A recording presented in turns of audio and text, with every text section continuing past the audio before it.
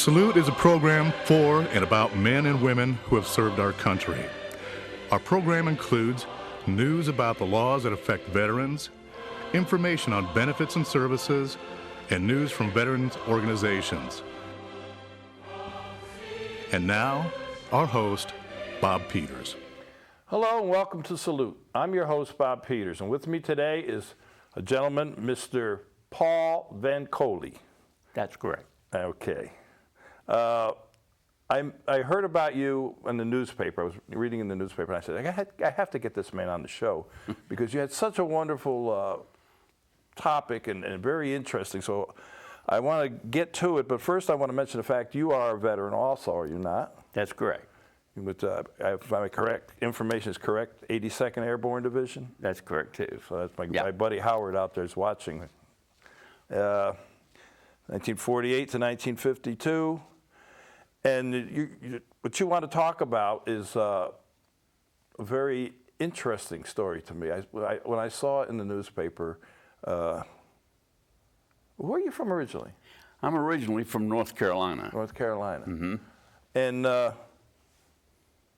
it's all about the carrier pigeons in World War II and all about these pigeons. It's a fantastic story. So how did you get interested in this? Well, in 1943, I was a dependent on a military base at Pope Air Force Base in North Carolina. My dad was the band director there and a musician, and he, as most band directors would do, would write marches and parades and so forth and so on, what the Army bands and military bands did. And there was a unit there in 1943. As I said, I was only 13 years old, and my brother and my two sisters were there, and we lived right on the base. It was quite an exciting time in the middle of all that 100,000 troops at Fort Bragg and so forth. And my dad was there as I say, the band director, and there was a unit there, part of the U.S. Pigeon Service. And to give you an idea of how small this Pigeon Service was, at the height of the war in 1943, the U.S. Pigeon Service only amounted to 3,000 enlisted men, 150 officers, and 54,000 pigeons. 54,000, wow. 54,000 pigeons. Well, they would have the parades and when they had the to honor the troops and pass and review and so on. And the colonel there, who was in charge of these men that were training these homing pigeons, approached my dad and asked my dad if he would write a march for these men. These guys weren't Marines, they weren't airborne, they were not special forces. These were just a bunch of guys training pigeons. But what they knew was that what they were doing was very important, because most of these pigeons would be used in the D-Day invasion. And everyone knew that there was going to be an invasion, but no one knew naturally when it was going to be. It was probably the most guarded secret of World War II. And so these men were training the pigeons, and so my dad wrote this march for them, and it's quite a stirring march, and that's where I got the connection. But I guess until just about 6 months ago, I never thought much more about it. And then I was asked to pack some boxes for troops in Afghanistan with members of the auxiliary there where I live in Hawthorne. And one thing led to another. She asked me if I would tell the story, and so I said, sure. So here we are. And I know that these men and the story of these pigeons is so interesting and so completely unbelievable that people I talked to that said, well, they were World War II veterans, but they thought that pigeons were used mostly in World War I. And, but they were used big time in World War II, because at the height of the invasion, when like I said, all Eisenhower and all his generals knew that the first 48 hours of the invasion, there would have to be total and complete radio silence. And the only way that this was going to be achieved and that they were going to know what was going on on the ground, was by homing pigeons. It's remarkable. It's very interesting. And so these pigeons, many of them were dropped in baskets or little cages. You have some pictures. Maybe it'd be Sure. Let's start with Okay, this is the one of the Dicken Metal. The Dicken Metal was designed in 1943 by Mary Dicken, who was a veterinarian in England, and she did this to honor animals that had exemplified bravery and so on in war. And these are unsung heroes, truly. Yeah, everybody hears about Rin Tin Tin or police dogs and stuff Right. like that, but nobody ever heard about pigeons. Right. And in Mary Dicken, this medal has been awarded 63 times since 1943. It's been awarded to 32 pigeons, 18 horses, 3 dogs, and a cat. And if you really want to read an interesting story, go to the website, Pigeons of War or the Dicken Medal, and find out how Simon the cat earned his Dicken Medal. I was just interested in that. It is. What is the website again? It's World of Wings in Oklahoma City, Oklahoma. And I am not an expert on pigeons. I want that clear, because I just learned about this about 6 months ago when I started. Well, I just learned it from you. So yeah, so it's all new for me as well. And so the interesting thing here is that the Army knew that they were going to have a cage designed for these pigeons. So the Army contacted in 1943 because these pigeons were going to be dropped in cages with paratroopers, and every ship, every plane many of them would have a homing pigeon. In fact, there were 16,000 homing pigeons dropped on the continent of Europe in World War II. wow. 16,000. And many of them came in with paratroopers in this cage. Well, the interesting thing about it is that the Army needed to have this cage designed. Mm-hmm. So they contacted many companies, and the companies came forth, and wouldn't you know that the company that designed the cage was a company that designed women's brassieres. I guess it makes a lot of sense when you think about it. So that's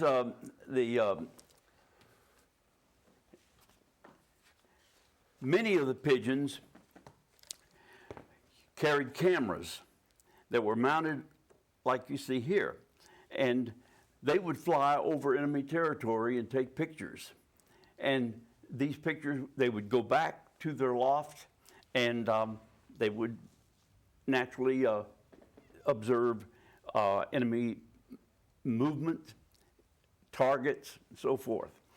And to think back in that day that they had a method of doing that, and that these pigeons had a 95% success ratio of completing their missions. But one of the things, Bob, that I'd like to mention to you that I think is actually these pigeons themselves and what they did. I'd like to go back to the story of, and I believe you asked me about this, and I'm going to get... I asked you a lot of stuff. Oh, you did? I'm very interested in this, and I know the people at home watching this will be very interested. All right. Many, you asked me and several other people asked me, how do these pigeons know where to go? Yes. Okay. Well, they're trained in such a way that they are raised in a loft or a fly pen, and they're taken out at short distances over a period of weeks and months and so on. Eventually, the pigeons can, I guess because they got the first GPS system that ever existed, they would find their way back little by little, short distance by short distances, until they were so trained that they could find their way back to their loft up to 200 miles. Can I get back to D-Day for just a minute? Anywhere you want to go, sir. Okay, It's your all story. right. D-Day, as I said, Eisenhower had no way of knowing at the time what was going on, except by the pigeons. And there were two pigeons. One was named Gustav, and one was named Patty.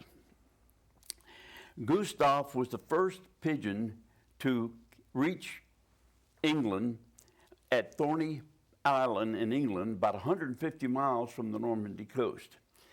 He flew 153 miles in about at about 50 some miles an hour, and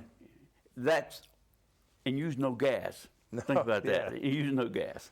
The Patty flew the fastest. He flew 250 miles in about 5 hours, which is equal to about 59 minutes. When they train these pigeons, you wonder, well, how did they get them to go that fast, or train them to do what they did? Well, the men who trained these pigeons had different little techniques that were very interesting. And one is they would withhold food, naturally, and the pigeon would want to get back to the loft to get food. And what they would also do, and this is very interesting, is that they would take a male pigeon and put it with this female's mate. And then they would take this pigeon and he would be carted off, and with the knowledge of knowing that his mate was with a strange male. So they even used this, if you want to call it, sex, to get them to fly faster back to their loft, and it worked. So in the training of the pigeons, that wasn't my job. This is just stuff that I've learned, and which I think is just so, as I say, fascinating. Now, I'd like to get to two pigeons, if I may, and one is the story of Cheremy. Sharamie is French, meaning my friend.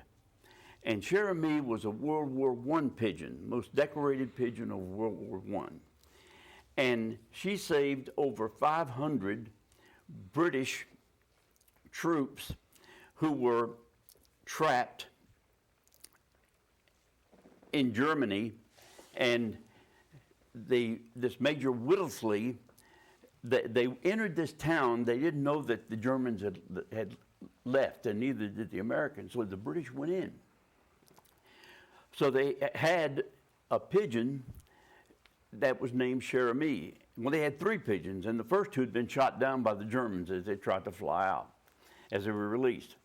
Sharamie went on to carry the message back to the artillery, which ceased the bombing of the town, which saved thousands of lives.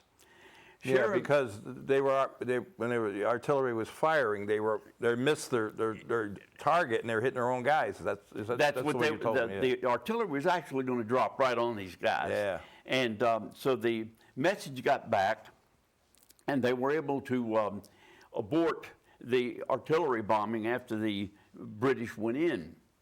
And the people that were there during this particular bombing, and Cheremy had flown back. Cheremy was shot in the chest, blinded in one eye, and made it back to his loft to alert these people to save these lives. Now, the interesting part about that is that the French government was so appreciative of the Americans who they were trying to help, awarded Cheremy the highest medal that the French people have, called the croix de guerre with the palm leaf. I assume it's about equal to our Medal of Honor. And they awarded to Sharamie. And Sharamie, after his injuries, was shot, was brought back, nursed back to health. And I think one of the most amazing things about that whole story in World War I is that the great General John M. Pershing, who was the commanding general of all the Allied forces in France, went down to the boat that Sharamie was on and going back to the United States to see Sharamie off, the great General John M. Pershing. Now, the beautiful thing about it is that you and I or anybody else today can go see Sharamie because he's in the Smithsonian Institute in Washington, D.C. with one leg, his medal, and he's right there for everybody to see. Is this him here? No, this is G.I. Joe. Oh, okay. This is. I don't want to rush you. That's right. World War II, and the World War II. If you'll notice on this picture, there's a Jeep here with a British insignia, but this was an American Pigeon, and as I say, the most decorated of World War II.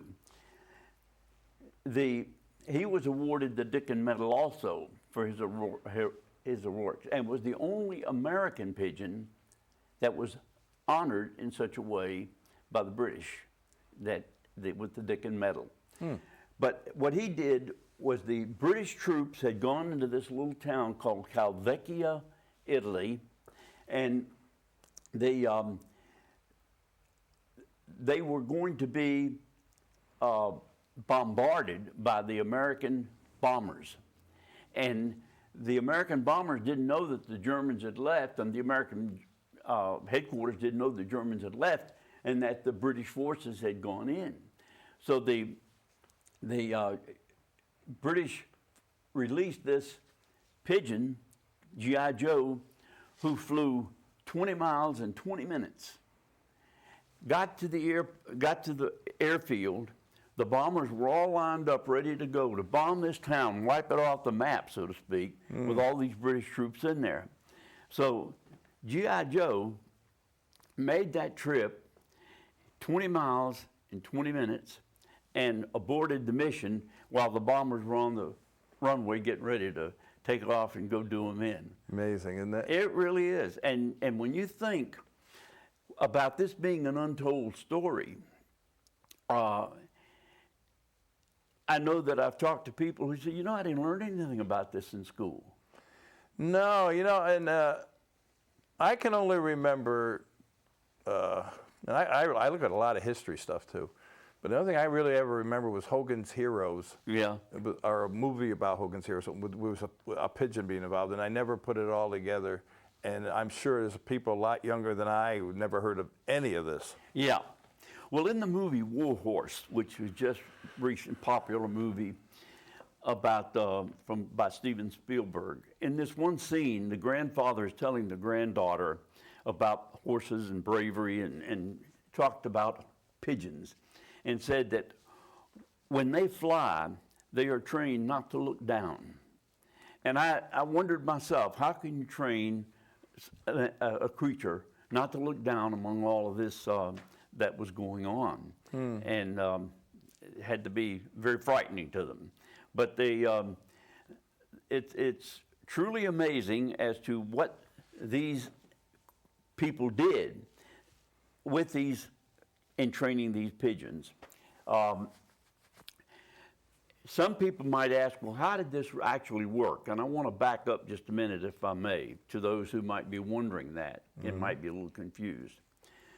The pigeon was carried in a haversack, and he would be with the soldier, or he would be wherever he's going to be. The pigeon instinctively would fly back to its loft, no matter where it was. He'd find it. Day, night, going back to Gustav, that was a cloudy day, June 6, 1944. Very little sunlight, and he flew against a 30-mile-an-hour headwind and made it back safely to England to carry the message. So the message would be carried in a little silver canister, and it would be a very short message. And they didn't bother to write these messages in code. When they were using carrier pigeons, they did not need to have the message in code, because the carrier pigeons had a 95% success ratio of getting back to where they were supposed to be, which I think is incredible in itself. Yeah. Well, one thing you told me that, because I had a question, and you said these are American pigeons and stuff, and Yeah. they were trained in, where'd you say they were? At Pope Air Force Base in North Carolina. Right. And I was thinking, well, how do they, you talk about their loft. What they did is they'd move the pigeons to Britain somewhere, and they would be there for a while, so that became their new loft. Yeah. The lofts could be mobile. And so they were trained, and wherever their loft was, that was their home, and that's where they would come back to. I wanted to get to touch on the tribute to these pigeons in the march that my dad wrote for as a tribute to these birds. 1943, right? In 1943, and these are the lyrics that I wanted you to hear, because I think they're just really stirring. Sturdy wings aloft in flight, as the flock homes through the skies, through the day and through the night, they blaze a trail of feathered glory. Where the men and motors fail, it's the birds that tell the story. They're the messengers of mercy and an echelon that always will prevail. As they bear the word of man, they disdain the hated foe. Over Hunland or Japan, the beating wings will never falter. When the days of strife are done, men are freed from slavery's halter. They will take their place of honor with the heroes of the victory they have won. And that march, the music and written for these men, I think it's quite it's quite a tribute to them. Quite a tribute, because you got to remember, these guys were just 3,000 strong, and they had little or no recognition. You talk about memorials or talk about this, and I think sometimes, Bob, that if and you just wonder if the invasion of France had failed, we would be probably having this conversation in German today. Yeah, well. And we don't know just how important, although they tell us that they played a very, very important part. And not only in the Pacific, I mean in the Atlantic and the European. D-Day in the European sector, but in the Pacific as well. And so it's something I think that maybe teachers or someone could bring this into some kind of a plan to bring this to the attention of children. And put in the because curriculum. I'll tell you what I learned from these pigeons. I learned examples, if you will, courage, bravery. As they said about Sharamie, wouldn't quit until his job was finished, and finish what you start, and so on. And the character traits that are taught in these pigeons and in these animals. And I want to also mention, too, that it's not only about the pigeons, but go to the world of wings and the Dicken Metal, and learn about the horses, learn about the dogs in Afghanistan who have uncovered people, dogs that have uncovered people in earthquakes that have been buried. Sure. And what the horses did. And like you said, you tend to forget about these people, these animals. Before we go, Paul, you planted a seed about a cat. Yes. Do you know why? What is the story with the cat? All right. Simon. We're gonna spell it out here for everybody to know. Okay.